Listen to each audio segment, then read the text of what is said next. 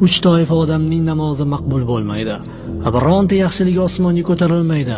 Qochoq qulning to xo'jayinlariga qaytib qo'lini ularning qo'llariga qo'ymagunicha, erini g'azablantirgan, norozi qilgan ayolning to eri undan rozi bo'lmagunicha va mastning to o'ziga kelmagunicha, kayf tarqamaguncha. Ibn Hibbon hamda Ibn Huzayma rivoyati.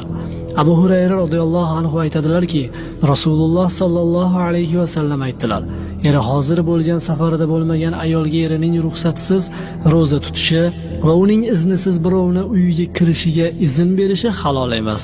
Buxoriy rivoyati. Ushbu hadis sharifdagi hukm ixtiyoriy, nafr ro'zalarga taalluqli bo'lib, erining haqqi ulug' va itoati vojib bo'lgani bois undan izn so'ramay turib xotini roza tutishi mumkin emas deyilmoqda. Payg'ambar sollallohu alayhi vasallam aytdilar: agar biron bandani boshqa bir bandaga sajda qilishga buyurgan bo'lganimda, shubhasiz xotinni eriga sajda qilishga buyurgan bo'lardim. Tirmiziy rivoyati.